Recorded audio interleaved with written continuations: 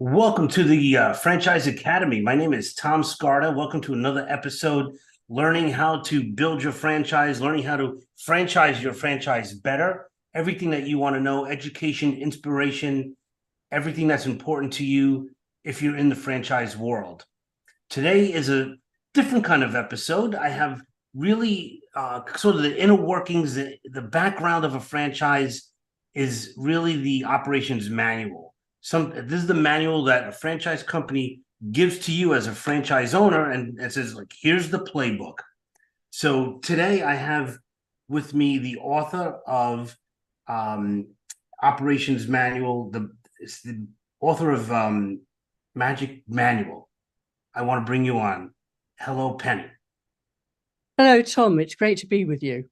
Hey, I screwed up the name of the book, so forgive me. So Manual Magic, Penny Hopkins Hopkinson is the author. She's out of Britain, and she has a lot to share with us about manuals. So let's fire away. How did you even think of doing something about manuals? Well, I'm a former journalist and I spent a lot of time in trade and tech. Then I became editor of something called Media International for Planners of International Advertising, where I spent a lot of time working with the States and American publications. And then I became a Middle East correspondent. And that was going extremely well until everything became political with the PLO. And we found that the Wall Street Journal and the International Herald Tribune, for which I worked a lot, their supplements were getting smaller. We started off with 38 pages and they went down to 4. So my income was disappearing.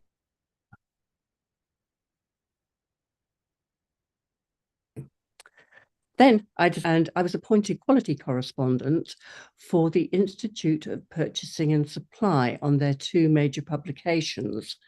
So I learned about quality circles, Kaizen, the Japanese form of continuous improvement, and total quality management, which I absolutely fell in love with. Huh. And it was about that time that we Brits were having a lot of problems with quality. And the government said, right, we've got to do something about it. So they launched BS 5750, which became ISO 9000.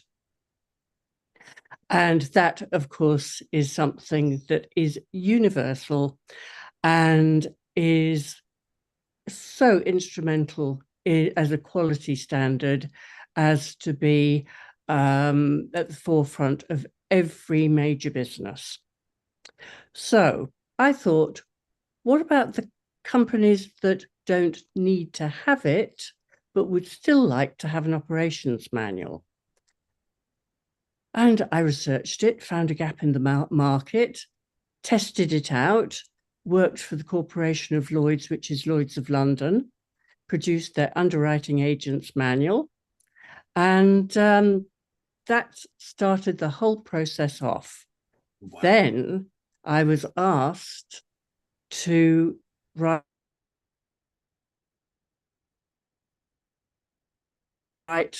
2 manuals for an iconic centre. And I thought, franchising, this is fantastic. What a wonderful system. I did 2 more. I was invited to join the British Franchise Association as an affiliate professional advisor. And together we crafted a gold standard for the operations manual. So in 1991, I was reworking their franchisor and franchisee guides. And we did a lot of collaboration. And in 2011, they made me a companion. So, franchising to me is the most amazing business model.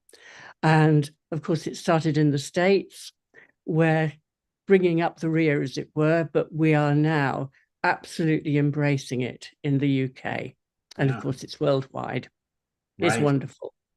It's a great way for someone to become a business owner and build their dreams, right? Because the way I look at Yeah, it is, whether it's a job or a business, it's just a vehicle to get you what you want in life. A job is good, just to pay the bills. But if you want to do more, sometimes a business will really help do that. And so a franchise is a business with training wheels. And so part of those training wheels is a manual. absolutely. But I think the essence of a franchise is that if you want to start your business, but you're nervous about doing it on your own, you've got somebody who's got a successful formula. And there are so many different sectors, so many different types within those sectors that the choice is fantastic now. Yeah. Yeah, it's endless. I always say there's about 90 different industries under the franchise umbrella. And I think it might be more than that these days. Like everything you could put your eyes on, just about, there's a franchise for.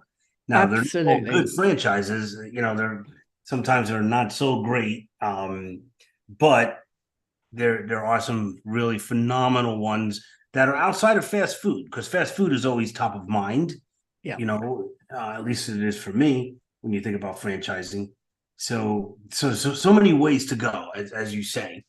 So, what are how do you tell a good operations manual? Like, I mean, for me, it's kind of like you look at it, it's like, oh, tell me what to do. And of course, in my case, the more pictures, the better. So, um, Well, I think the essence of a good operations manual is, first of all, it must replicate the business system faithfully. mhm, And this is a real point of difference, because a lot of people can't write standard operating procedures. They might do checklists and hope that the franchisee follows them. Um, they won't understand how to underpin the contract. And that's also a major problem. And so I've, over the years, I think it's about 35 years now, I've developed a process, which is why I produced Manual Magic, that breaks all this down and helps the reader, i.e., the franchisor, or it could be any business where you've got multiple locations. It could be a license, it could be multinational, not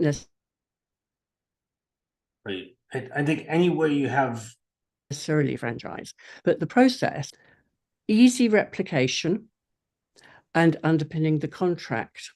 But of course, we've got a factor these days, because we've got young millennials and we've got Generation Z, and they do not want text heavy operations manuals. They're digitally savvy. They're the YouTube, Instagram, TikTok generation. right, If they want something, what do? They look it up, and they've got it at their fingertips. They want something at the point of need. Is to engage all generations. I'm obviously a baby boomer, which means that I like text.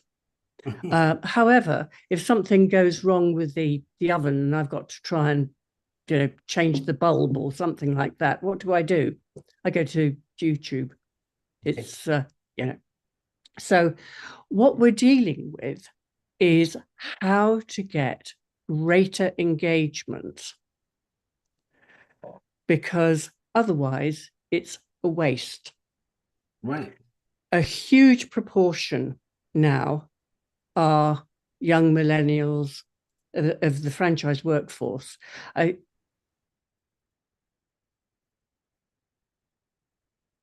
even Franchise Association NatWest survey in 2018 found that 18% of franchisors are under 30. Really? Yep. And if you, I mean, that's obviously based on 2017 research. So Right. fast forward 2024, you can see what the problem is going to be. So Right. the manual has to be geared towards a growing young workforce who have different expectations, they learn differently, and we have to find ways to engage them 100% if we Right. can. So you call it a knowledge sharing environment. And what is a good way to engage? Because I have kids that are like, Yes, purely well, because, first of all, I don't think I, if I were to ask any young person about an operations manual, they'll look at me and say, "Oh, do you mean the instructions to try and put together a bit of IKEA, or how to do a bit of software?" And I say, "No." "Oh, what? So I've got to read all this text? No way, no way." right. So how do we do it? Knowledge sharing. In the true sense, knowledge is shared not just by the franchisor, but by franchisees. So, what do young people want? They want peer-to-peer engagement.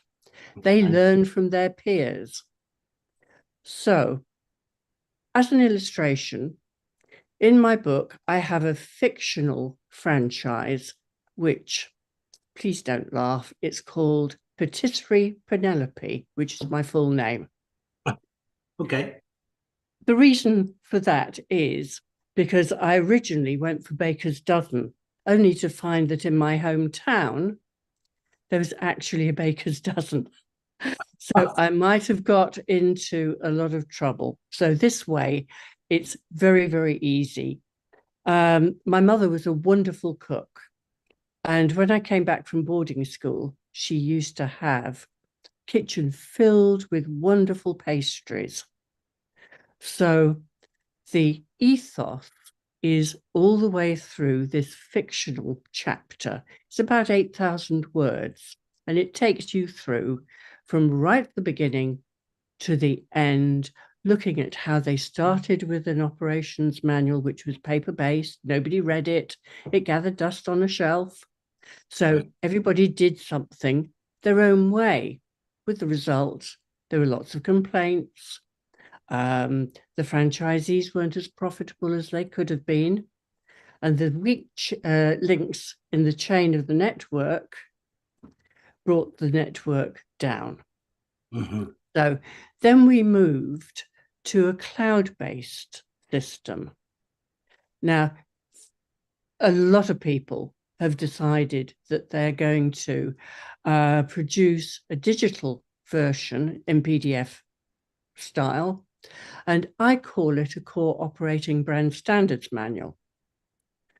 This is because I want to underpin it with tools and resources like video, Right. have a lot of infograms, lots of stories, try to show how to do something well and how it's done badly. Absolutely. And anything that can give you a virtual tour. And we're talking about franchisees, franchise owners. Yeah. And when they first look at a franchise, they want to see what it's all about. Now, if you've got a knowledge sharing environment, let's say it's a knowledge sharing center, they can have a look at all the introductory information and they can see how the manual is organized, what they're going to have, and whether the quality matches their expectation. So in a way, it's a method of sifting your franchisees. Mm-hmm.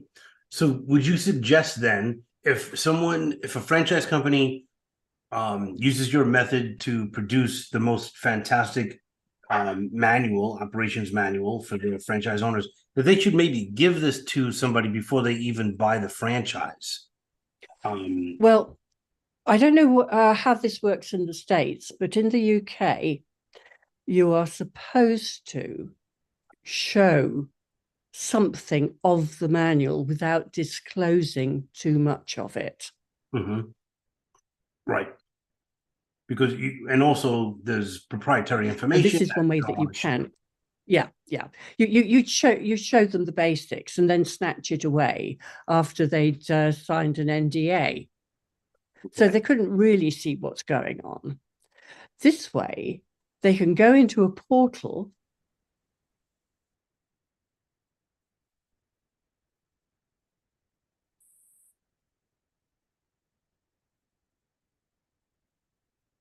and they can see welcome, who brings what partnership, but it is a partnership in essence, if not in actuality, because one side brings this, another side brings that.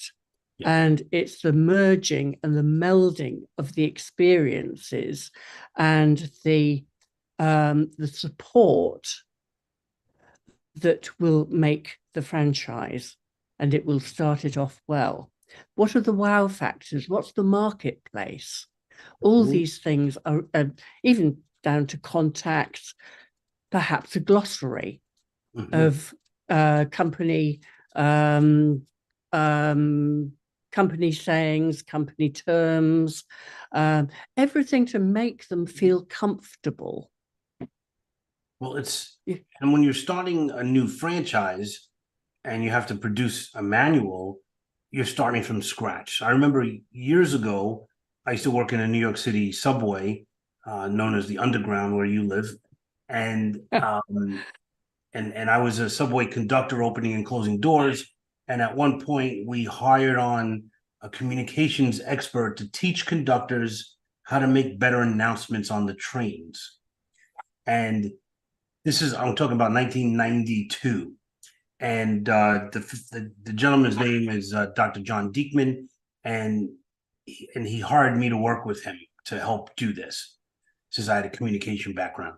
And he was like, we have to imagine that we just invented, the VCR or even a laptop computer, and you got to start from the very, this is how you plug it in, and it sounds like you would have to put that in a manual. Like, who wouldn't know that?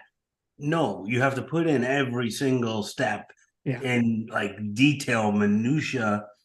And we created an announcement maker's guide. So it was like a manual to how to make announcements. And so it's like exactly what you're talking about. So this is all coming back to me 30 something years later. It's just really amazing. We call it Janice and John style. Yep. Well, there was a series of children's books, and really you talk to your franchisees or franchise owners as if you need to tell them every single step. You cannot assume that they know it, because many of the franchisees have little experience. It's trained. They have the right traits, characteristics, values, which you can't train. Right. But what you can train is the knowledge how to manage, how to serve a particular dish, how to wait, how to be very good front of house or back of house, whatever it happens to be. You can train it, but not the traits, characteristics, and values. That's what determines, for me, a good potential franchisee. Yes, I agree. Someone who's coachable, open-minded, um, all of that has to sort of fit in. So you were saying earlier before we went on the air that you have a column or a blog. I'm not sure about what you were talking about, but tell us more about your other how people can find you and get more information. Right. I can be found on LinkedIn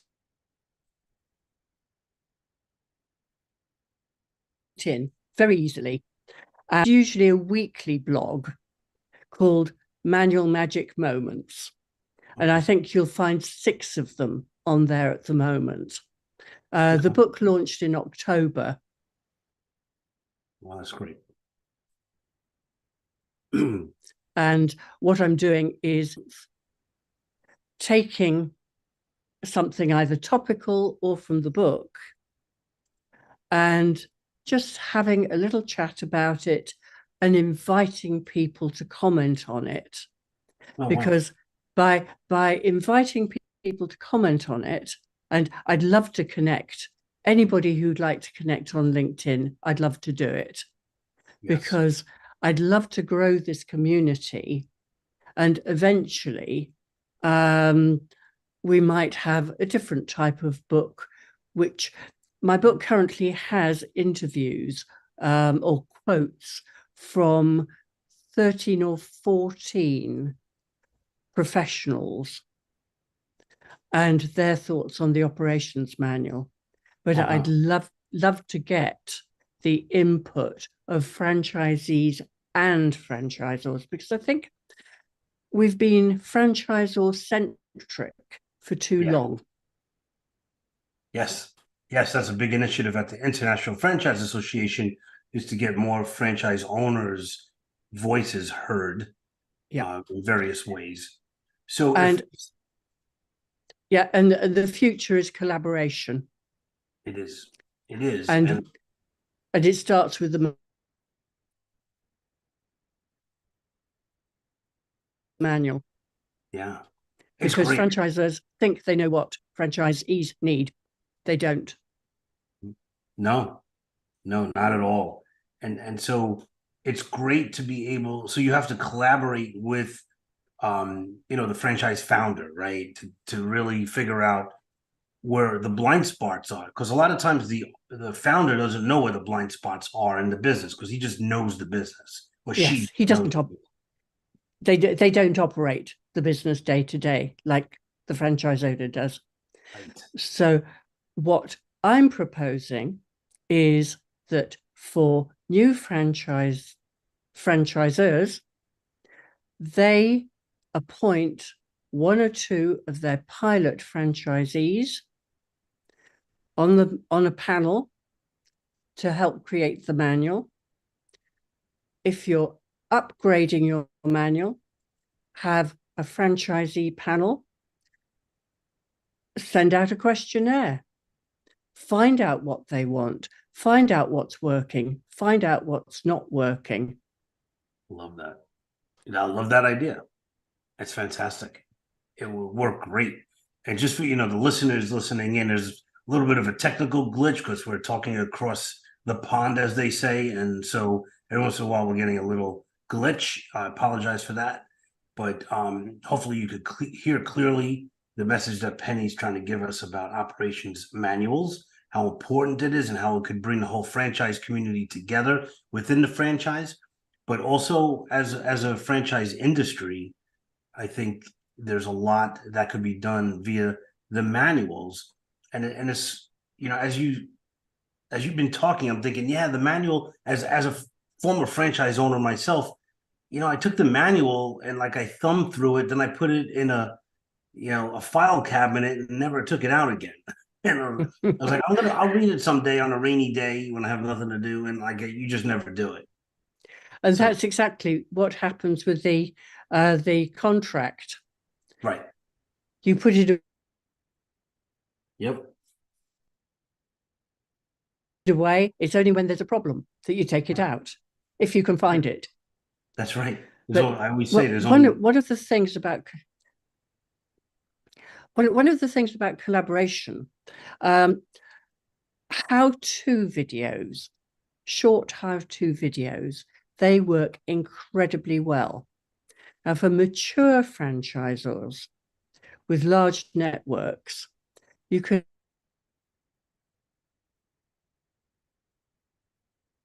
have a knowledge sharing platform, and through bite-sized video, it can be translated into any language. So what happens is, let's say you have a coffee shop and your barista is off sick. Strip down the coffee machine. Mhm. There's a QR code on the side of the coffee machine. You take your cell phone, open the camera, capture the QR code. It goes straight to the video, and you can choose the language that you want to see and listen into, and it will show you step by step at your own pace exactly how to do it. That's fantastic. I mean, that is the wave of the future, I think, for everything. And the one thing I wanted to also mention is I'm thinking about my past jobs. So when I was a subway conductor, when I first went into training, and I'm going back in the 80s now, um, they have a rule book, and you had to sign for the rule book. And when you retire or resign, you have to give the rule book back. It was like that important. But I remember one of the mentors there told me, or told us as a group, the rule book is all the mistakes and accidents that people have made, and this is how to avoid all that stuff. Ab So, ab absolutely. but but Yes. but what you're suggesting is you're going to go beyond that, Yes. and so Yes. instead of waiting for something to blow up, you're going to say, listen, let's just diffuse it. If you know how to depressurize the espresso machine, and so it doesn't blow up and burn Yeah. everybody, let's do that ahead of time instead of waiting for it to happen and then putting it in the manual Yeah. post.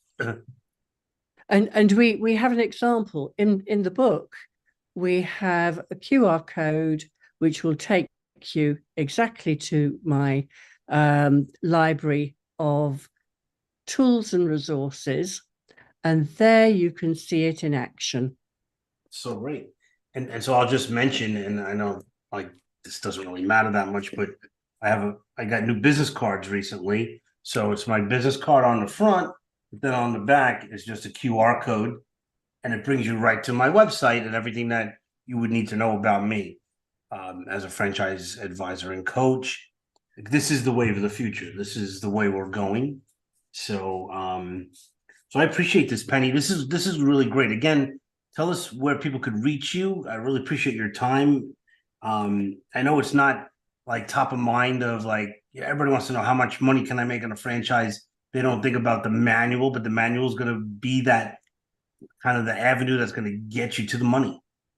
It is absolutely, and it is like gold dust if it's produced correctly, if it's designed correctly.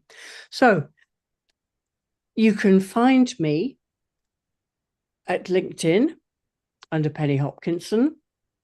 You can find me on my website, which is www.manual-writers.com. Or you could even go to my author website, which is www.pennyhopkinson.com. Penny Hopkinson. So all of that will be on the franchiseacademy.com website for this podcast. So check it out there in case you missed it. If you're driving home from work and you're saying, man, I hate my job, I really want to buy a franchise. One way you could do it is go to my website, find out more about what makes a great operations manual. So when you're investigating a franchise, you could say, who did your manual for you? And if it wasn't Penny, you could suggest that they call Penny. Penny, thank you for your time. It's been such a pleasure, Tom. I've loved every single moment of it. Well, thank you. Me too. This is so informative and it's so like flies under the radar, but people need to know about it. So I appreciate